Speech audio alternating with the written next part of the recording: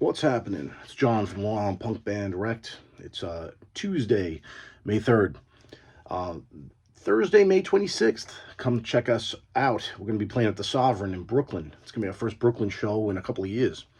Don't know much about the gig yet. It's a Thursday, but it's going to be good. So come check us out. Come support our band.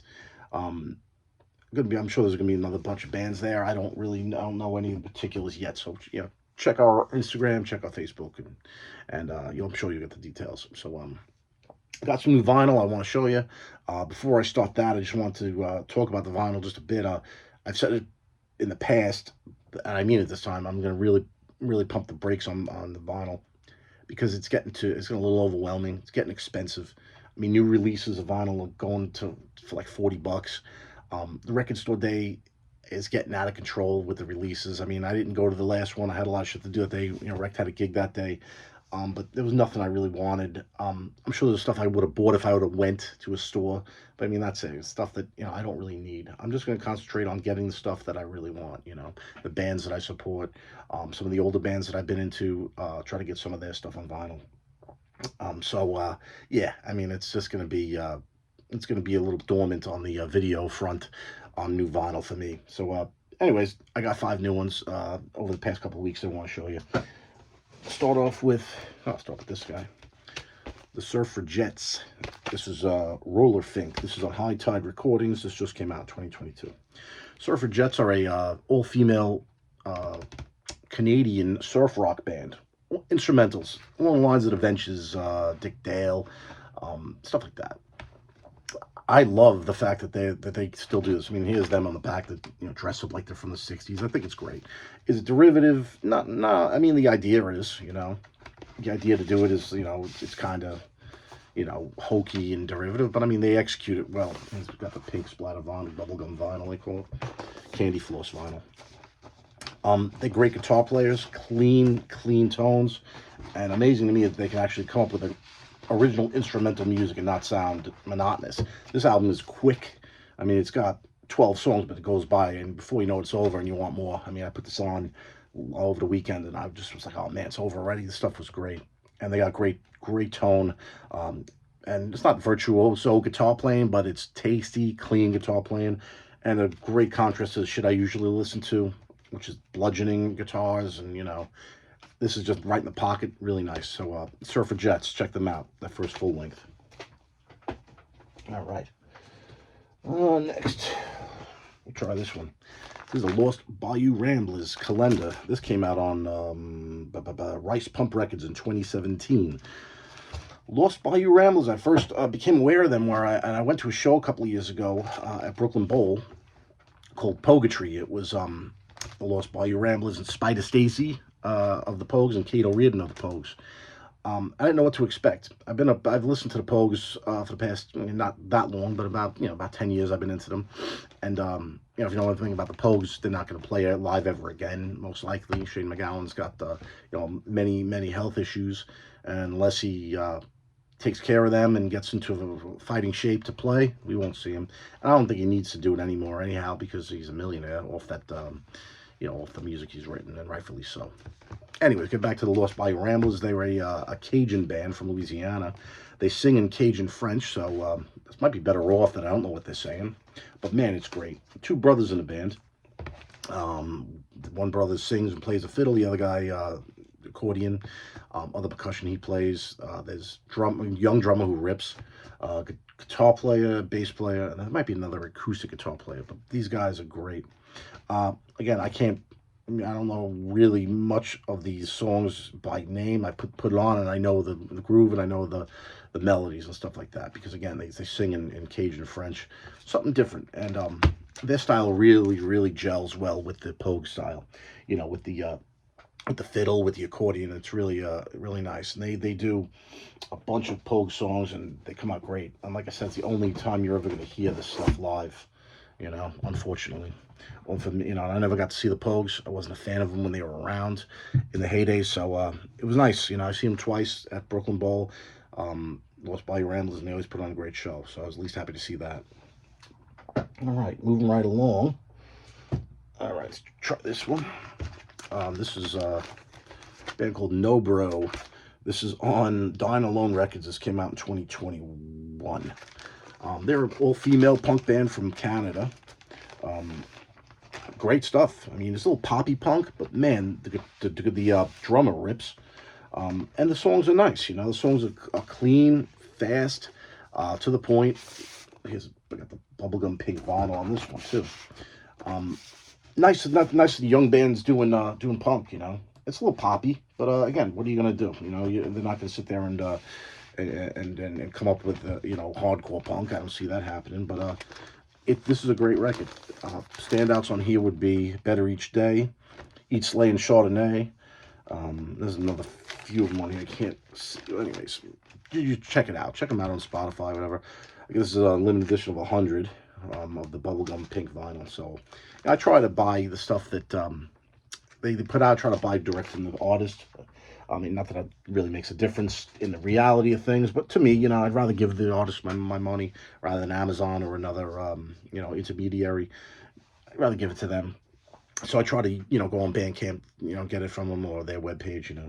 With this, with Dying Alone Records, I went around their website and pre-ordered it and finally got it. So we'll check it out. It's very good. All right. What else we got here? Oh, here we go. Here's a compilation I bought off another private label. This is This is Street Punk 2020 from Pirates Press Records. This is double 10 inch. Sorry. Pirates Press Records is I think over in England. They put out a lot of they re-release a lot of stuff, but they put out this stuff, and some of these bands you never even heard of, but some of them I did. Lions Law's on here. They're a great Oi band. Bone Crusher's a great band. 45 Adapters is on here. They're great. Fuerza Bruta's on here. They're great. Dug and the Slugs is on here. I mean, street punk, Oi, stuff's right up my alley. The prices aren't bad, but the shipping will get you. So I bought this I got a Coxbar t-shirt also, so it wasn't too bad. But like I was looking on their site the other day, and I was gonna get they repressed Coxbar's Shock Troops in like a limited edition vinyl, which was cool, and I was gonna buy it. Only $15, but the shipping was 20. And then I started adding stuff to my cart, and next thing I knew it was $100 late. I'm like, I'm not doing this. It's ridiculous. Again, going back to what I was saying before, I don't really need all this stuff. It's getting out of control. But what they do is they give you a lot of stuff with your record, with your purchase. They gave me this. This is Charger. This is an offshoot of Rancid. Flexi disc. They gave me here's a good one, the Ramones Flexi disc. This is like a Ramones tribute band of all these women, older women.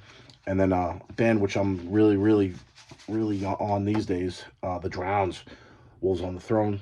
I won't play these because it's gonna wreck my my cartridge on my turntable. So it's nice to give it to you though, and some stickers and shit. I try to support as much as I can, the independent labels. But yeah, check out Pirates Press Records if you want punk, Oi, hardcore, because they have some great stuff. And if you want to pay the shipping, make a decent purchase. It's worth it. All right. Last and least. When I said talking about vinyl, about buying the bands that I want, only the bands that I want and stuff like that. I'm going to get into the Iron Maiden stuff, the Venom, the bands that I really had listened to for 30 years, that kind of stuff. And this is one of the bands that I've listened to for all these years, and I'm going to most likely get all this stuff on vinyl. This is Metallica's Load from 1996 on Elektra Records.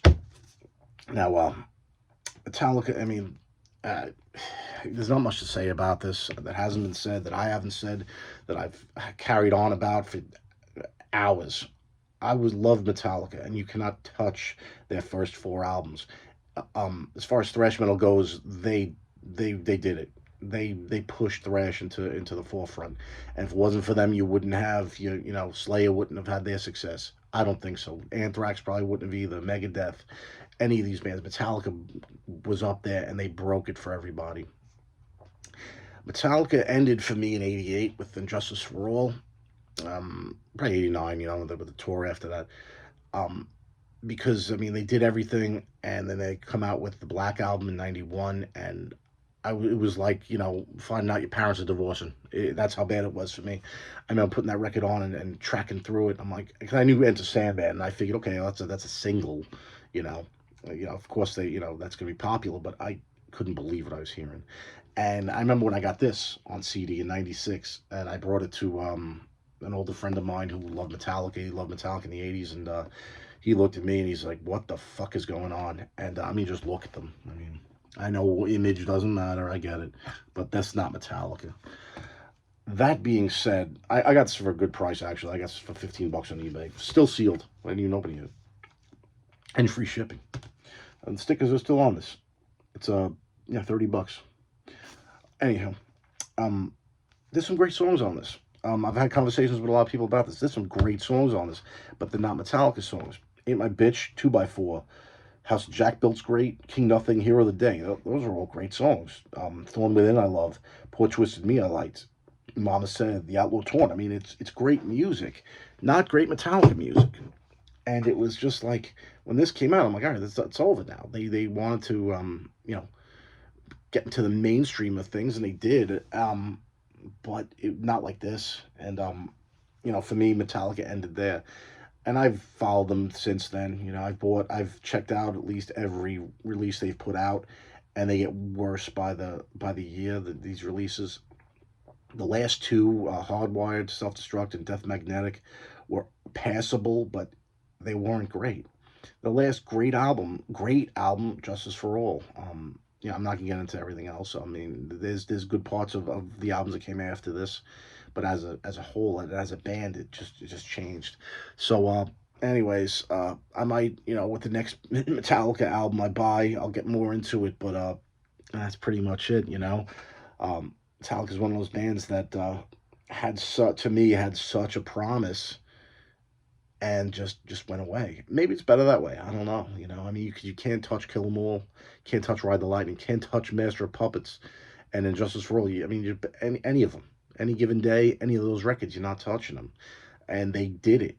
And I mean, maybe like I said, maybe it's better that they just said, okay, well that's it, and we want to slow it down. I have my own theories on that of why they slowed it down.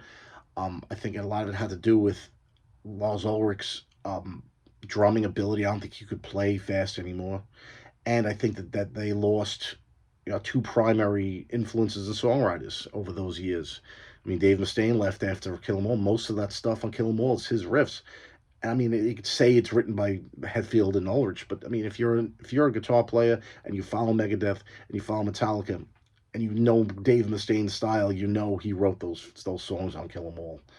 Maybe even some of them on Ride the Lightning. So it is what it is. It's my opinion. And I think that Cliff Burton had a lot to do with their success in thrash as well. I think after he was gone, the fire was out. I believe that Justice for All was their last effort. Maybe some of the stuff was already written, and I don't know. I don't think they could come up with anything thrash any oriented anymore.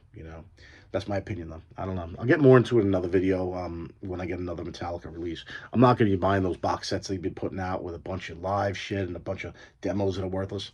I stick with the albums that they put out. So anyway, those are five of the newer ones, most recent ones rather. And yeah, thank you for watching. Again, Thursday, May 26th. Come see us, the Sovereign in Brooklyn. It's gonna be a great show. Get out. All right, check us out. Thank you very much.